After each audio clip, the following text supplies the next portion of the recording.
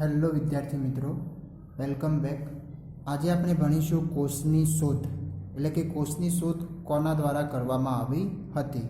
બરાબર. આના પહેલાં આપણે કોષ વિશે સમજી ગયા હતા. ભાઈ કોષ એટલે શું? તો જે સજીવ શરીરનો સજીવના પાયાનો એકમ કહીએ તો એ શું આવશે? કોષ. ઠીક છે. અથવા તો એને આપણે બીજી રીતે પણ કહ્યું હતું કે સજીવનો રચનાત્મક અને ક્રિયાત્મક એકમ એટલે શું? તો એ પણ કોષ આવશે. કેમ? કારણ કે જે સજીવ શરીરનું જે નિર્માણ થાય છે તો નિર્માણ થવા માટે પણ જવાબદાર કોણ છે? આ કોષ જવાબદાર છે. અને એની સાથે સાથે જે આપણા શરીરમાં જે વિવિધ કાર્યો થાય છે, જેમ કે પાચનનું કાર્ય, શ્વસનનું કાર્ય, બરાબર. તો આ જે કાર્યો થવા માટે પણ કોષ જવાબદાર છે. બરાબર. તો એના કારણે એને શું કીધું હતું કે સજીવ શરીરનો રચનાત્મક અને ક્રિયાત્મક એકમ કહે તો એ શું આવશે? કોષ આવશે. અથવા તો એનો પાયાનો એકમ કહેવામાં આવે તો પણ શું આવશે? કોષ. તો આ જે કોષ જે સૌપ્રથમ કોને શોધ્યો હતો, અથવા તો સૌપ્રથમ આ કોષનું અવલોકન કોને કર્યું હતું? તો એ જે સૌપ્રથમ જે વૈજ્ઞાનિક હતા એમનું નામ છે રોબર્ટ હુક. શું નામ છે? રોબર્ટ હુક, જે એક અંગ્રેજ વૈજ્ઞાનિક હતા અને એમને 1665માં આ કોષનું અવલોકન કર્યું હતું. હવે એ અવલોકન કરવા માટે એમને કોનો ઉપયોગ કર્યો હતો? તો બુચના પાતળા છેદનું એમને અવલોકન કર્યું હતું. હવે આ છેદનો મતલબ શું થશે? કે જે આ બુચ નામનો એક પદાર્થ છે એનું એક પડ લીધું હતું અને એ પડનું પોતાના સ્વનિર્મિત સૂક્ષ્મદર્શક યંત્ર વડે એમને અવલોકન કર્યું હતું. કારણ કે એ વખતે એમના સમયગાળામાં જે અત્યારે જે સૂક્ષ્મદર્શક યંત્રો જોવા મળે છે એ સંશોધન થયા ન હતા. એટલે પોતાનું બનાવેલું સૂક્ષ્મદર્શક યંત્ર વડે એમને આ બુચના પાતળા છેદનું અવલોકન કર્યું હતું. એટલે બુચનો મતલબ શું થશે? કે જે વૃક્ષની છાલ આવે એમાંથી જે બનાવેલો પદાર્થ છે એને શું કીધું છે? બુચ કહ્યું છે. ઓકે. તો હવે આ જે બુચ હતો એ બુચમાં જે એમને કોષો જે જોવા મળ્યા હતા એ કોષો કેવા હતા? તો મૃત કોષો હતા. બરાબર. માટે જે એમને જે મૃત બુચના જે કોષો જે જોવા મળ્યા હતા, તો જ્યારે એમને પોતાના સૂક્ષ્મદર્શક યંત્રથી આ જે કોષોને નિહાળ્યા, અવલોકન કર્યું, તો એ વખતે એમને એક કોના જેવા જોવા મળ્યા? તો જે મધમાખીના જે મધપૂડો આવે, જે મધમાખીનું મધપૂડાની જે સંરચના હોય, તો તમે આ મધમાખીનો મધપૂડો તો જોયો જ હશે. ઓકે. કે એના ઉપર જે નાના નાના ખાનાઓ જેવી રચનાઓ જોવા મળે, તો એવું જ એમને આ મૃત બુચના કોષમાં જોવા મળ્યું. એટલે કે નાના નાના ખાનાઓ જોવા મળ્યા. ઓકે. અને આ જે નાના નાના ખાનાઓ જે જોવા મળ્યા તો એમને નામ આપ્યું કોષ. શું નામ આપ્યું? હવે જે નાના નાના જે ખાના જોવા મળતા હતા એ ખાનાને શું નામ આપ્યું? એમને કોષ નામ આપ્યું. હવે કોષને ઇંગ્લિશમાં કહેવું હોય તો એને સેલ કહેવામાં આવશે. અને આ જે સેલ શબ્દ છે એ એક લેટિન ભાષાનો શબ્દ છે. શું છે? સેલ એક લેટિન ભાષાનો શબ્દ છે અને જેનો મતલબ થશે, અર્થ થશે નાનો ઓરડો અથવા નાના ખાના. ઓકે. એનો અર્થ શું થશે? નાનો ઓરડો અથવા નાના રૂમ. બરાબર. તો આ જે સૌપ્રથમ કોષને નિહાળનાર અથવા તો અવલોકન કરનાર જે વૈજ્ઞાનિક હતા એમનું નામ શું હતું? તો રોબર્ટ હુક. બરાબર. અને એમને 1665માં આ કોષનું અવલોકન કર્યું હતું. અને એ કોના પરથી એમને અવલોકન કર્યું હતું? તો બુચના પાતળા છેદ પરથી એમને આ અવલોકન કર્યું હતું. અને એ પણ પોતાના બનાવેલા સ્વનિર્મિત સૂક્ષ્મદર્શક યંત્ર દ્વારા અવલોકન કર્યું.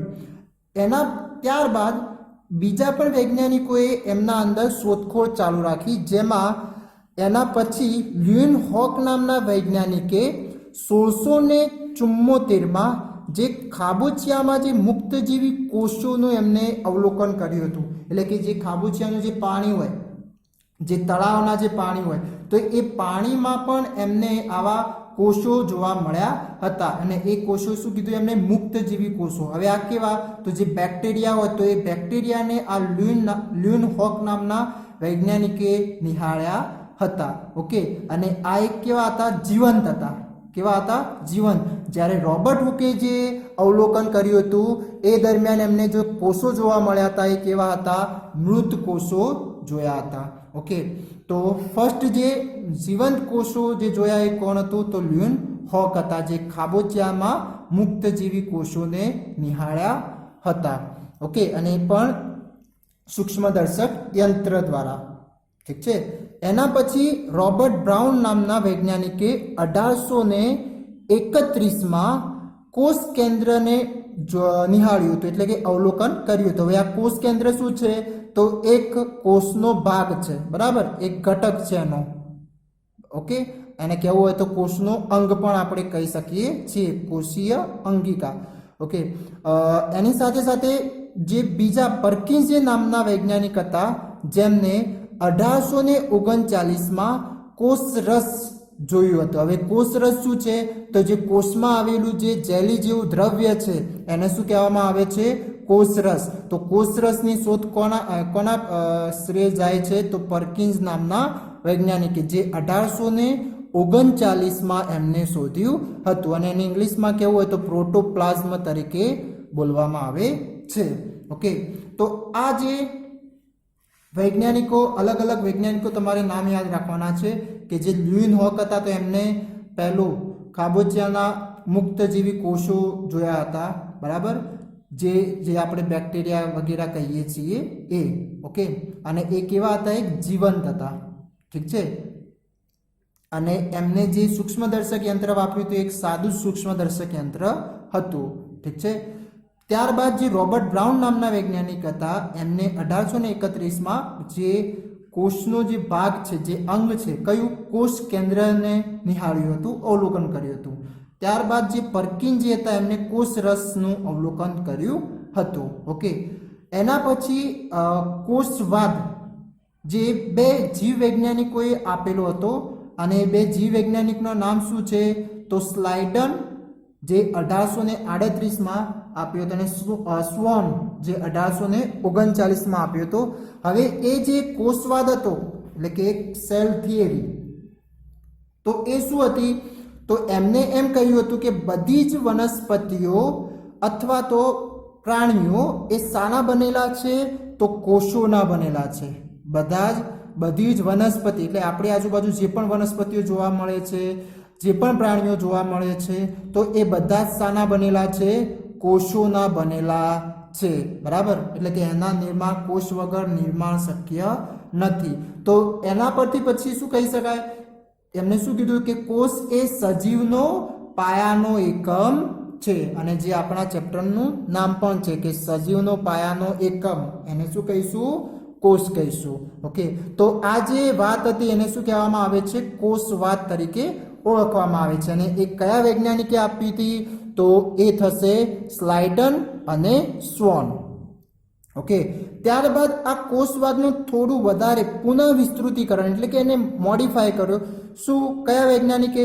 તો વિસ્રોવે, બરાબર. અને ક્યારે? તો 1865માં. તો એમને શું કહ્યું હતું કે જે પૂર્વ અસ્તિત્વ ધરાવતા કોષોમાંથી બધા જ કોષો સર્જાય છે. હવે આ પૂર્વ અસ્તિત્વ એટલે કે પહેલેથી જે કોષો હશે એનામાંથી જ નવા કોષો સર્જાઈ શકે છે. કોઈ બીજી રીતે, એટલે કે કોઈ ડાયરેક્ટ રીતે મળશે નહીં, બરાબર. જેમ કે એક ઉદાહરણ આપું, કોઈ છોડ તમારે ઉગાડવો હોય તો એ કઈ રીતના ઉગી શકે? તો એના માટે તમે એના બીજ હશે, તો એ બીજ તમે જમીનમાં રોપશો, જમીનમાં નાખશો, એટલે શું થશે? એ ત્યાં થોડા દિવસો બાદ એ શું થઈ જાય છે? પોતે ઉગે છે. ઓકે, એટલે કે એને મૂળ આવશે, અને મૂળ દ્વારા પછી એ ધીમે ધીમે પોતાનો વિકાસ કરે છે. ઓકે, તો એક બીજ નાખીને તમે શું કરો? જમીનમાં બીજ નાખીને એ છોડને ઉગાડી શકો છો. અથવા તો બીજી રીતે કેવું હોય તો કોઈ છોડ હોય અને એ છોડનું કોઈ ડાળી અથવા કોઈ કલમ કરીએ આપણે. કલમ કરવો મતલબ કોઈ એની ડાળી હોય એ ડાળીને કાપી અને એને જો રોપવામાં આવે તો એ પણ શું થાય છે? ત્યાં ઉગી નીકળે છે, બરાબર. એ પણ પહેલાના જે છોડ હતો એના જ જેવા લક્ષણો દ્વારા એ શું થાય છે? ઉગે છે. ઓકે, તો એનો મતલબ શું થયો કે આ જે બીજો છોડ જે નિર્માણ પામી રહ્યો છે, ક્યાંથી નિર્માણ પામ્યો? તો પહેલેથી કોઈ છોડ હતો એમાંથી જ એને નિર્માણ પામ્યું. જેમ કે કલમ કરી તો એની ડાળી હતી, તો એ ડાળી કાપી અને એના દ્વારા એ નવો છોડ બન્યો. અને એ જ રીતના જે પેલું બીજ હતું એ બીજ પણ શું છે, એક છોડનું અંગ જ છે, એટલે કે છોડનો જ ભાગ છે. કારણ કે એ છોડ જ્યારે પૂર્ણ વિકસિત થાય છે ત્યારે એના ઉપર પાંદડા આવે, ફળ આવે અને ફૂલ આવે અને ફળમાં શું હોય, બીજ પણ હોય છે. બરાબર. તો એ બીજ પણ ક્યાંય ડાયરેક્ટ આવ્યું નથી, પરંતુ એ છોડનું જ એક ભાગ છે. ઓકે, તો એ બીજ જ્યારે આપણે જમીનમાં ઉગાડીએ છીએ ત્યારે પાછું એ શું થઈ જાય છે, એ નવો છોડનું નિર્માણ કરે છે. તો એ જ રીતના અહીંયા કે પહેલેથી જે કોષ હશે પૂર્વ અસ્તિત્વ, એને શું નામ આપ્યું છે અહીંયા, પૂર્વ અસ્તિત્વ. તો પહેલેથી જે કોષો હશે એ કોષોમાંથી જ નવા કોષોનું સર્જન થાય છે. ઓકે, તો જે આ વિસરો હતા એમને કયું વાક્ય રજૂ કર્યું હતું કે પૂર્વ અસ્તિત્વ ધરાવતા કોષોમાંથી બધા નવા કોષો સર્જાય છે. બરાબર. તો આ વાત હતી અલગ અલગ વૈજ્ઞાનિકો દ્વારા કોષ વિશે શું અવલોકન કરવામાં આવ્યું હતું અથવા તો શું વાત રજૂ કરવામાં આવી હતી. તો જેમાં રોબર્ટ હુક નામના વૈજ્ઞાનિકે સૌપ્રથમ આ કોષની વાત કરી હતી અને એમને એક મૃત કોષો જોયા હતા જે બૂચના પાતળા છેદનું અવલોકન કર્યું હતું. અને એમને જે અવલોકન કરતા શું જોવા મળ્યું, તો જે પેલા મધમાખીનો જે મધપૂડો હોય એમના જે નાના ખાનાઓ જે જોવા મળે છે એવા જ પ્રકારની રચના એમને પોતાના સૂક્ષ્મદર્શક યંત્ર દ્વારા અવલોકન કર્યું એ દરમિયાન એમને જોવા મળી હતી. અને એના પરથી એમને શું નામ આપ્યું, કોષ, એટલે કે સેલ. ઇંગ્લિશમાં કહેવું હોય તો એને સેલ. અને સેલ એક શું છે, લેટિન શબ્દ છે જેનો અર્થ થશે નાનો ઓરડો. ઓકે, ત્યારબાદ લુઇન હોકે ખાબોચિયામાં મુક્ત જીવીઓનું અવલોકન કર્યું હતું, મુક્તજીવી કોષોનું અવલોકન કર્યું હતું. પછી રોબર્ટ બ્રાઉને કોષ કેન્દ્રનું અવલોકન કર્યું હતું અને પરકિન્સ નામના વૈજ્ઞાનિકે કોષ રસની શોધ કરી હતી, એટલે કે એનું અવલોકન કર્યું હતું. અને ત્યારબાદ કોષવાદ બે જીવ વૈજ્ઞાનિકોએ આપ્યું હતું જે સ્લાઇડન અને સ્વોન હતા. અને એમને શું કીધું હતું કોષવાદમાં, તો બધી જ વનસ્પતિઓ અને પ્રાણીઓ એ કોષોની બનેલી છે અને કોષ એ એક શું છે, સજીવનો પાયાનો એકમ છે. અને કોષવાદનું પુનઃ વિસ્તૃતીકરણ કોને કર્યું હતું, તો વિસ્રોવે કર્યું હતું 1865માં. અને જે શું કહ્યું હતું કે ભાઈ પૂર્વ અસ્તિત્વ ધરાવતા કોષોમાંથી જ નવા કોષોનું સર્જન થાય છે. ઠીક છે. Thank you.